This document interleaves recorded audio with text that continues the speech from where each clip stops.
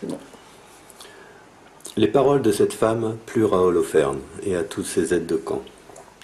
Étonnés de sa sagesse, ils s'écrièrent: d'un bout du monde à l'autre, il n'y a pas une de femme pareille, à la fois si belle et si bien-disante. Et Holoferne lui dit: Dieu a bien fait de t'envoyer en avant du peuple. Entre nos mains sera la puissance, et chez ceux qui ont méprisé mon Seigneur, la ruine. Quant à toi, tu es aussi jolie qu'habile en tes discours. Si tu fais comme tu l'as dit, ton Dieu sera mon Dieu. Et toi, tu résideras dans le palais du roi Nabuchodonosor, et tu seras célèbre par toute la terre.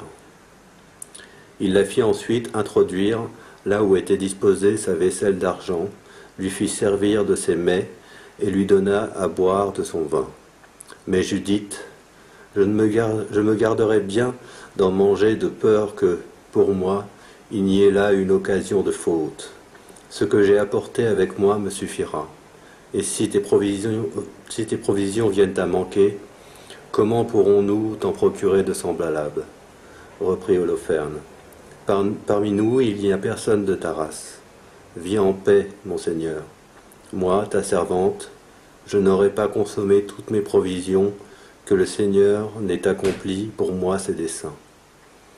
Les aides de camp d'Holoferne la conduisirent alors à sa tente, où elle dormit jusqu'au milieu de la nuit. Quand approcha la veille de l'aurore, elle se leva. Elle avait fait dire à Holoferne que mon Seigneur veuille bien ordonner de laisser sortir sa servante pour la prière, de sorte qu'Holoferne avait prescrit à ses gardes de ne pas l'en empêcher. Elle demeura 3 jours dans le camp. Elle sortait de nuit vers le ravin de Béthulie et se lavait à la source où se trouvait le poste de garde. En remontant, elle priait le Seigneur, Dieu d'Israël, de diriger son entreprise en vue du relèvement des fils de son peuple. Une fois purifiée, elle revenait et se tenait dans la tente jusqu'au moment où, le soir, on lui apportait sa nourriture. Le 4e jour, Holoferne donna un banquet auquel il invita seulement ses officiers, non compris ceux des services. Il dit à Bagoas, l'eunuque préposé à ses affaires: va donc persuader cette fille des Hébreux, qui est chez toi, de venir avec nous pour manger et boire en notre compagnie. Ce serait une honte pour nous de laisser partir une telle femme sans avoir eu commerce avec elle. Si nous ne réussissons pas à la décider, on rira bien de nous. Bagoas sortit donc de chez Holoferne et entra chez Judith. Cette jeune beauté daignerait-elle venir sans tarder en présence de mon maître, dit-il. Elle sera à la place d'honneur, en face de lui, boira avec nous un vin joyeux et deviendra aujourd'hui même comme l'une des filles des Assyriens qui se tiennent dans le palais de Nabuchodonosor. Qui suis-je donc, répondit Judith, pour m'opposer à mon Seigneur? Tout ce qui sera agréable à ses yeux, je le ferai avec empressement, et ce sera pour moi un sujet de joie jusqu'au jour de ma mort. Elle se leva, se para de ses vêtements et de tous ses atours féminins.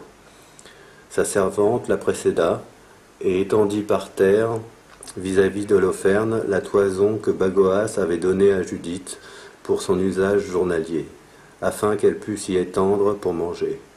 Judith entra et s'installa. Le cœur d'Holoferne en fut tout ravi, et son esprit troublé. Il était saisi d'un désir intense de s'unir à elle, car depuis le jour où il l'avait vue, il guettait un moment favorable pour la séduire. Il lui dit: « Bois donc, partage notre joie. Je bois volontiers,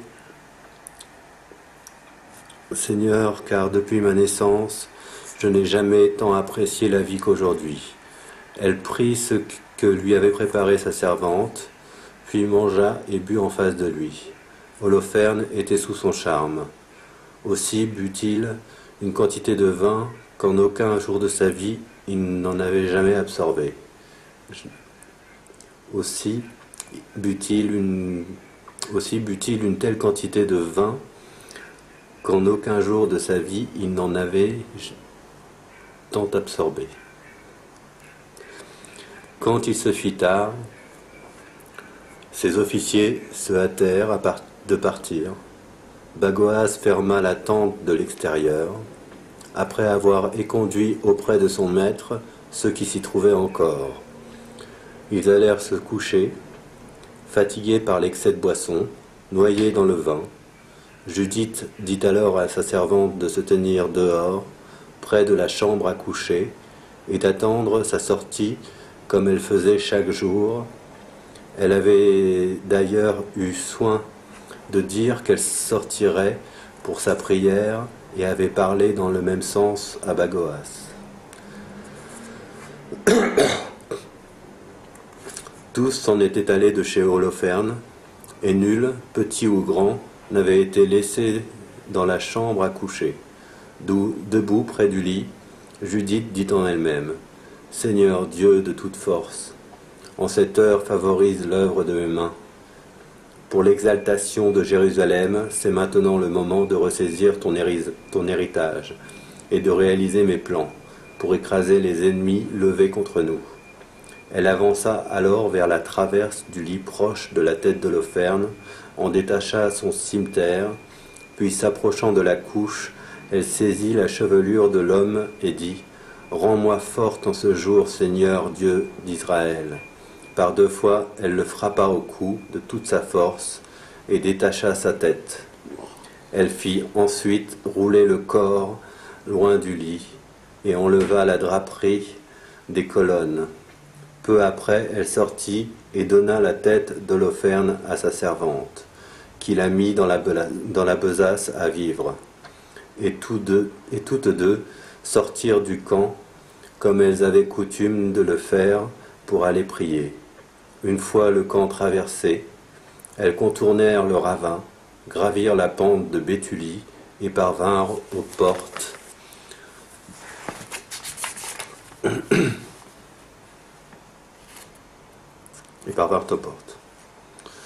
De loin, Judith cria aux gardiens des portes : « Ouvrez, ouvrez la porte, car le Seigneur notre Dieu est encore avec nous pour accomplir des prouesses en Israël et déployer sa force contre nos ennemis, comme il l'a fait aujourd'hui. » Quand les hommes de la ville eurent entendu sa voix, ils se hâtèrent de descendre à la porte de leur cité et appelèrent les anciens. Du plus petit jusqu'au plus grand, tout le monde accourut, car on ne s'attendait pas à son arrivée. Les gens ouvrirent la porte, accueillirent les 2 femmes, firent du feu pour y voir et les entourèrent. D'une voix forte, Judith leur dit : « Louez Dieu, louez-le, louez le Dieu qui n'a pas détourné sa miséricorde de la maison d'Israël, mais qui, cette nuit, a par ma main brisé nos ennemis. » Elle tire alors la tête de sa besace et la leur montre. Voici la tête d'Holoferne, le général en chef de l'armée d'Assur, et voici la draperie sous laquelle il gisait dans son ivresse. Le Seigneur l'a frappé par la main d'une femme. Vive le Seigneur qui m'a gardé dans mon entreprise, car mon visage n'a séduit cet homme que pour sa perte. Il n'a pas péché avec moi pour ma honte et mon déshonneur. En proie à une grande émotion, tout le peuple se prosterna pour adorer Dieu et cria d'une seule voix : « Béni sois-tu, ô notre Dieu, toi qui en ce jour as anéanti les ennemis de ton peuple. » Osias, à son tour, dit à Judith : « Sois bénie, ma fille, par le Dieu très haut, et béni soit le Seigneur, créateur du ciel et de la terre, lui qui t'a conduite pour trancher la tête du chef de nos ennemis. Jamais la confiance dont tu as fait preuve ne s'effacera de l'esprit des hommes, mais ils se souviendront éternellement de la puissance de Dieu. Fasse Dieu que tu sois éternellement exalté et récompensé de 1000 biens, puisque tu n'as pas ménagé ta vie quand notre race était humiliée. mais que tu as conjuré notre ruine en marchant droit devant notre Dieu. » Tout le peuple répondit « Amen, Amen. » Judith leur dit « Écoutez-moi, mes frères, prenez cette tête, suspendez-la au faîte de vos remparts. Puis, quand l'aube aura paru et que le soleil sera levé sur la terre, prenez chacun vos armes et que tout homme valide sorte de la ville.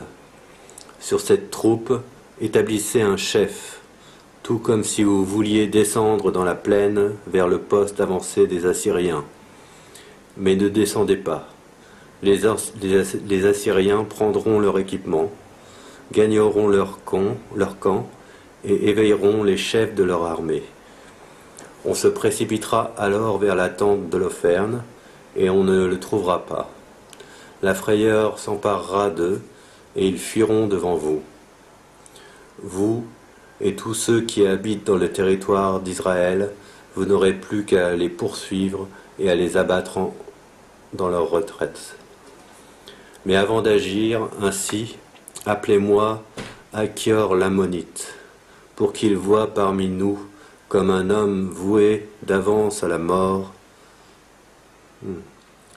Mais avant d'agir ainsi, appelez-moi Achior l'Ammonite, pour qu'il voie et reconnaisse le contempteur de la maison d'Israël, celui qui l'avait envoyé parmi nous, comme un homme voué d'avance à la mort.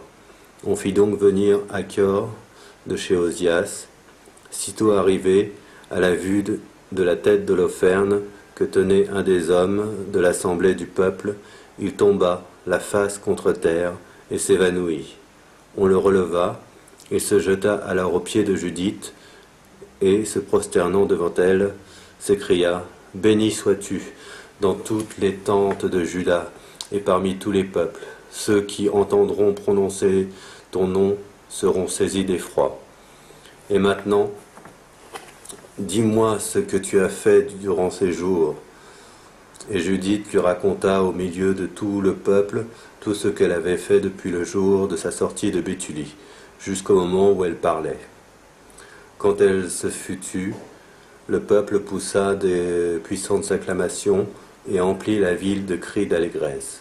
Achior, voyant tout ce qu'avait fait le Dieu d'Israël, crut fermement en lui, se fit circoncire et fut admis définitivement dans la maison d'Israël. Quand l'aube parut, les gens de Béthulie pendirent la tête d'Holoferne au rempart.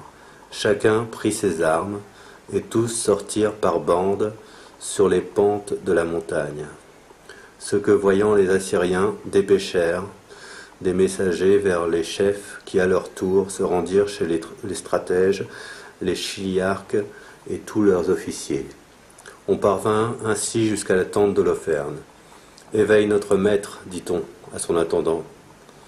Ces esclaves ont osé descendre vers nous et nous attaquer pour se faire complètement massacrer. » Bagoas entra donc, il frappa des mains devant le rideau de la tente, pensant qu'Holoferne dormait avec Judith, mais comme personne ne semblait rien entendre, il ouvrit et pénétra dans la chambre à coucher, et le trouva jeté sur le seuil, mort, la tête coupée.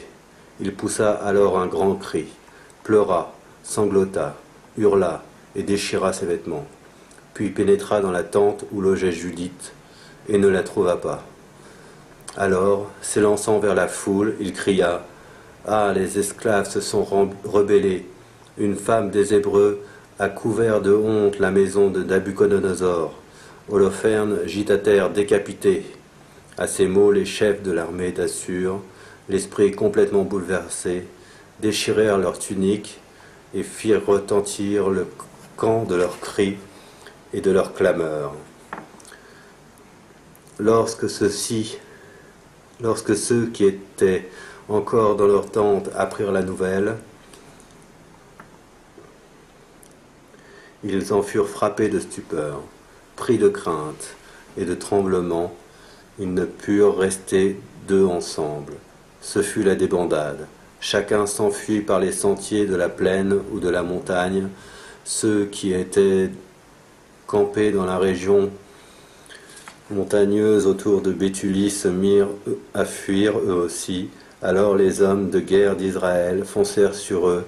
Osias dépêcha des messagers à Bétho-Messaïm, à Bébé, à Chobé, à Kola, dans le territoire d'Israël tout entier, afin d'y faire connaître tout ce qui venait de se passer, et d'inviter toutes les populations à se jeter sur les ennemis et à les anéantir.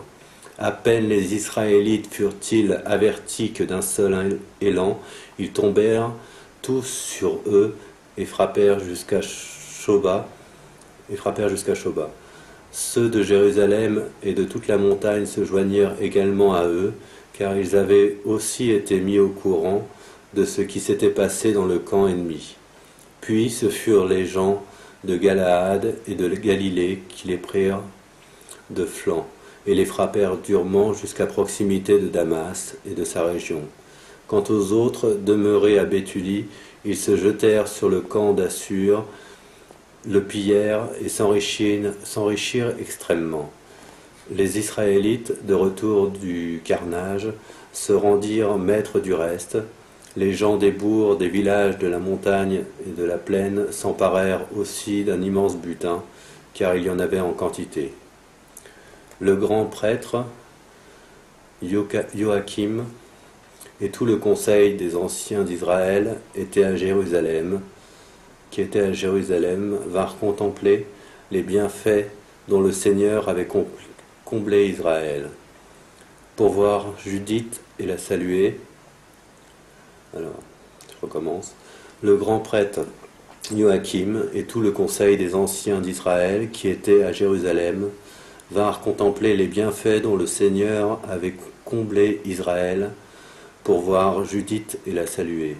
En entrant chez elle, tous la bénirent ainsi d'une seule voix. Tu es la gloire de Jérusalem, tu es le suprême orgueil d'Israël, tu es le grand honneur de notre race. En accomplissant tout cela de ta main, tu as bien mérité d'Israël, et Dieu a ratifié ce que tu as fait. Béni sois-tu par le Seigneur Tout-Puissant dans la suite des temps. Et tout le peuple reprit. Amen. La population pilla le camp 30 jours durant. On donna à Judith la tente d'Holoferne, toute son argenterie, sa literie, ses bassins et tout son mobilier. Elle le prit, en chargea sa mule, attela ses chariots et y amoncela le tout. Toutes les femmes d'Israël accoururent pour la voir, s'organisèrent en chœur de danse pour la fêter. Judith prit en main des thyrses et en donna aux femmes qui l'accompagnaient. Judith et ses compagnes se couronnèrent d'oliviers, puis elle se mit en tête du peuple et conduisit le cœur des femmes. Pour les hommes d'Israël, en armes et couronnés, l'accompagnaient tous les hommes d'Israël, en armes et couronnés, l'accompagnaient au chant des hymnes. Au milieu de tout Israël, Judith entonna ce chant d'action de grâce, et tout le peuple clama l'hymne. Entonnez un chant à mon Dieu sur les tambourins, chantez le Seigneur avec les cymbales, mêlez pour lui le psaume du cantique, exaltez et invoquez son nom, car le Seigneur est un Dieu briseur de guerre. Il a établi son camp au milieu de son peuple, pour l'arracher de la main de mes adversaires. Assur descendit des montagnes du septentrion, il vint avec les myriades de son armée, leur multitude obstruait les torrents. Leurs chevaux couvraient les collines. Il parlait d'embraser mon pays, de passer mes adolescents au fil de l'épée, de jeter à terre mes nourrissons, de livrer au butin mes enfants et mes jeunes filles au rapt, mais le Seigneur Tout-Puissant leur interdit par la main d'une femme, car leur héros n'est pas tombé devant des jeunes gens, Ce ne sont pas des fils de titans qui l'ont frappé, ni de fiers géants qui l'ont attaqué, mais c'est Judith, fille de Méhari, qui l'a désarmé par la beauté de son visage. Elle avait déposé son vêtement de deuil pour le réconfort des affligés d'Israël. Elle avait oint son visage de parfum. Elle avait emprisonné sa chevelure sous un turban. Elle avait mis une robe pour le séduire. Sa sandale ravit son regard. Sa beauté captiva son âme. Et le cimeterre lui trancha le cou. Les Perses frémirent de son audace, et les Médès furent confondus de sa hardiesse. Alors mes humbles crièrent, et eux prirent peur. Mes faibles hurlèrent, et eux furent saisis d'effroi. Ils enflèrent leur voix, et eux reculèrent. Les enfants de femmelettes les tuèrent, ils les transpercèrent comme des fils de déserteurs. Ils périrent dans la bataille de mon Seigneur. Je veux chanter à mon Dieu un cantique nouveau. Seigneur, tu es grand, tu es glorieux, admirable dans ta force invincible, que toute ta création te serve, car tu as dit, et les êtres furent, tu envoyas ton souffle, et ils furent construits, et personne ne peut résister à ta voix. Les montagnes crouleraient-elles pour se mêler aux flots des rochers, fondraient-ils les montagnes crouleraient-elles pour se mêler aux flots, les rochers fondraient-ils comme la cire devant ta face, qu'à ceux qui te craignent, tu serais encore propice. Certes, c'est peu de choses qu'un sacrifice d'agréable odeur, et moins encore la graisse qui t'est brûlée en holocauste. Mais qui craint le Seigneur est grand toujours. Malheur aux nations qui se dressent contre ma race, le Seigneur Tout-Puissant les châtiera au jour du jugement. Il enverra le feu et les vers dans leur chair, et ils pleureront de douleur éternellement. Quand ils furent arrivés à Jérusalem, tous se prosternèrent devant Dieu, et une fois le peuple purifié, ils offrirent leurs holocaustes, leurs oblations volontaires et leurs dons. Judith voua à Dieu en anathème tout le mobilier d'Holoferne donné par le peuple et la draperie qu'elle avait elle-même enlevée de son lit. La population se livra à l'allégresse devant le temple à Jérusalem 3 mois durant, et Judith resta avec eux. Ce temps écoulé, chacun revint chez soi. Judith regagna Béthulie et y demeura dans son domaine. De son vivant, elle devint célèbre dans tout le pays. Beaucoup la demandèrent en mariage, mais elle ne connut point d'homme tous les jours de sa vie depuis que son mari Manassé était mort et avait été réuni à son peuple. Son renom croissait de plus en plus, tandis qu'elle avançait en âge dans la maison de son mari. Elle atteignit 105 ans. Elle affranchit sa servante, puis mourut à Béthulie, et fut ensevelie dans la caverne où reposait son mari Manassé. La maison d'Israël célébra son deuil durant 7 jours. Avant de mourir, elle avait réparti ses biens dans la parenté de son mari Manassé et dans la sienne propre. Plus personne n'inquiéta les Israélites du temps de Judith, ni longtemps encore après sa mort.